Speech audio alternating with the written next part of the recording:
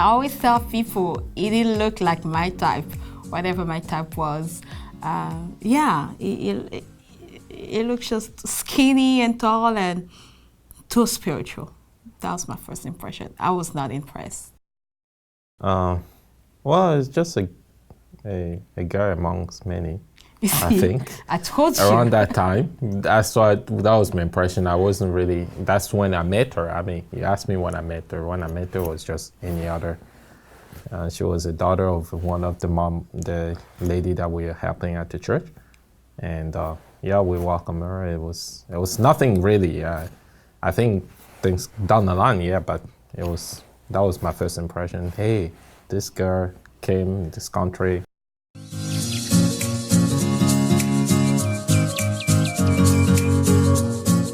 Well, it was a kind of interesting story.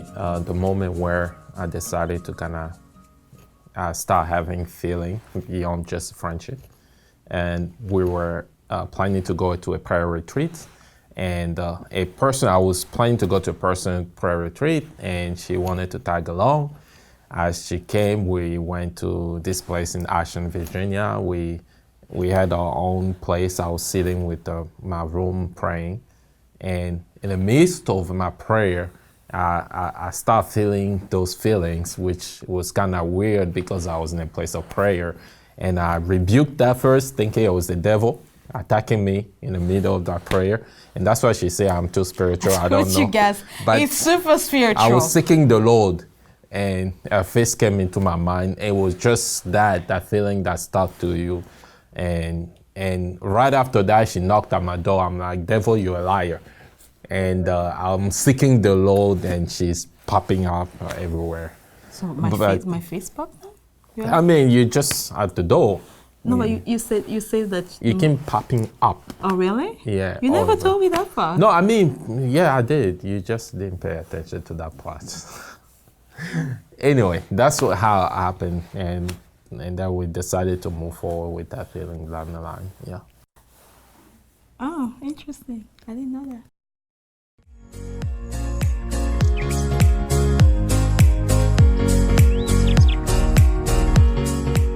After 11 years of being married, what do I admire most about my husband is I'll say I've learned to appreciate his calm personality. It's amazing that the things that first brought us together at some point almost caused us to go our separate ways. And then now I'm learning to appreciate them more, because I think it's the right balance for our relationship. I'm quiet, but he's quieter, if that's even a word. But I'm appreciating that calmness that it takes its time, because I can be emotionally charged and let's do it now. Is more into let's wait, let's pray about it, let me think about it. And that has saved us from making some stupid mistakes. So I appreciate that very much.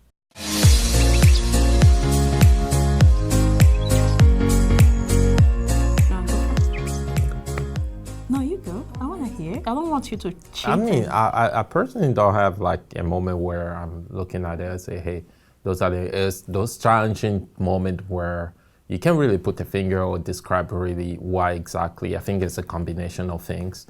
It's probably a period of our lives that we're going through, the business of life, the work and church and ministry and all that kind of stuff, family challenges here and there that may have kind of got ourselves distracted. So personally, I don't see where exactly. There may be several probably occurrences where you look at it, you're like, it was a really challenging time where we really were at the border, and one decision here and there could have caused us to go separate way. Yeah, but that's how I'm probably gonna put it. Maybe. I know there's a couple of situations where I was ready to bail out. And actually, yeah, we have a couple of them, and one of them, like I mentioned earlier, is laid back, and sometimes, especially at the beginning, I felt like there was some issue we had, that he didn't see the urgency as much as I was seeing the urgency.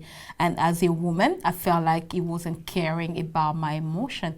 And it became so, and I remember at some point I even told you, it was so much so that I felt like we were roommates, like we were not connecting anymore. And he might have said it. Part of it was maybe the busyness of life. We, in the midst of going, we forgot to take care of the essential, which was our relationship first.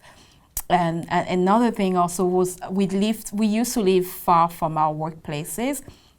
And that I think that was the biggest thing.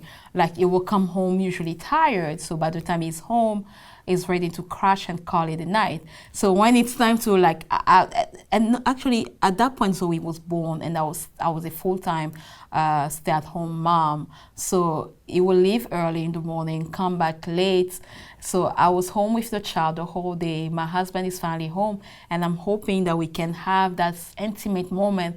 That's when he threw the "I'm tired" cards, and at some point it became too much. And like I say, I felt like we were more roommates than husband and wife, and I was done. I was like, it's not working, And the other thing is, as a woman, there's nothing worse than to feel as if your husband is not attracted to you. So there were all those things. So I was dealing with being a new mom, weight gain, and not having the attention I was desperately seeking. Well, I mean, it was tired. Like I said, the commute, if you live in DC, you know how bad commute can be. But just to have like this, a feeling of not being wanted was a breaking point in our relationship. So that's one moment where I was ready and willing to just walk. Actually, I think I did. I think I packed myself at some point, and I was done. I was just done. I was done.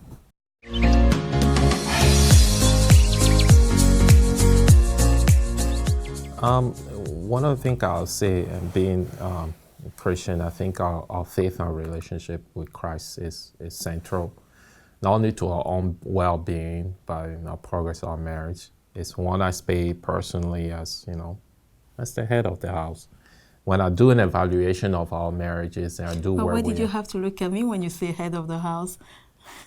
Okay, and that's when I kind of look at it. I'm like, okay, if the moment of our life where either me or our spiritual life is not the point where we should be, it's really indicative and affect our marriage. I think that's one of the things we always try to maintain is the closer we are to Christ, it makes it a lot easier for us to kind of resolve any issue that we have.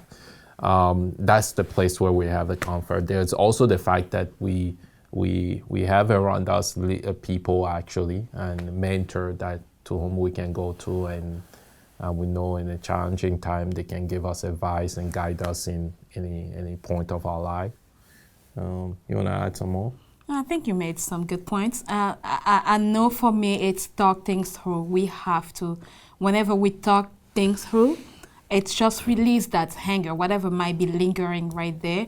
And, and because I used to be the queen of silent treatment. Like, I would go days or sometimes weeks without talking, but it wasn't solving anything. But I realized that the more we talk about whatever is bothering us, we have that sometimes uncomfortable conversation. It just clears the atmosphere. And another thing that we do a lot is we always have friends around.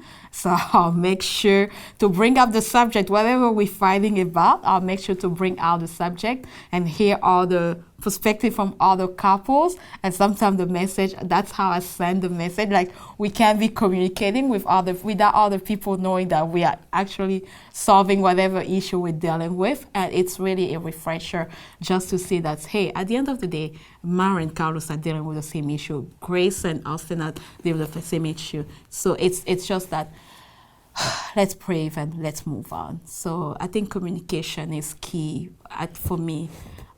To have a reset, push the reset button, and have a refresh. Yeah, you forgot to mention the Crack and Barrel breakfast.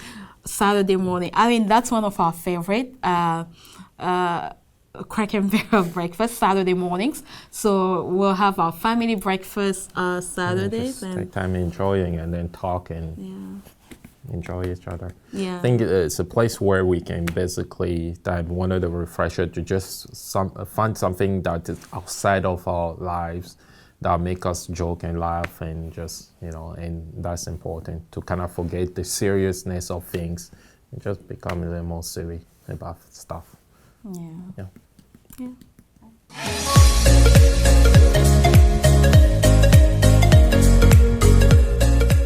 If there is one piece of advice I'll give someone who is about to embark on the journey of marriage, is marriage is good. Marriage do work. But it does not mean that it's without conflict. And and I want to tell those about to take that step, that there will be days where you will question your decision of marrying the person. Those are part of the journey. Unfortunately, we live in a society, social media. We are the social media generation, the Facebook and Instagram and Twitter generation. And truth of the matter is, every picture I put out there is selective. I select what I want to portray. I select the message I'm trying to send you, but that's not always reality. And unfortunately, we base our lives on what we see out there. Not many of us will come out and tell you, look, I don't always love my husband. There's days where I don't like him, but it's a commitment. You don't always love your husband? I don't don't always like my husband, okay. Sorry. There is days where I'm like, who are you? But at the end of the day, if we are willing to put in the work, seek help. I know some people, we've met so many people who tell us, don't share your problems. Don't do that. I'll say be selective, but do find your village. Do find those friends, spiritual leaders that will carry you when time gets tough. Because that, I promise you, will come. You will hit rock bottom at some point. But if you're willing to put in the work, you can have a beautiful, beautiful, beautiful marriage and be happy. And I would just add, one of the advice I'll tell them is, marriage, you can't really, you have to be willing to take a risk. You will never know what will happen down the line. This is what you assume the best. But if you always have that perception that you know the best out of somebody, thinking the best out of them, in the midst of any conflict you may have, if you always have that thinking something good, positive out of it instead of negative all the time, that will really help you. And also, find time to kind of enjoy it. It's down the line, things will be there, life will happen. It's not going to be Romeo and Juliet all the time. But at least if you find something that you enjoy and you don't take each other seriously, you find time to joke and laugh at things, I think that will really help you go further when you encounter challenges. Yeah. Yep. We did it.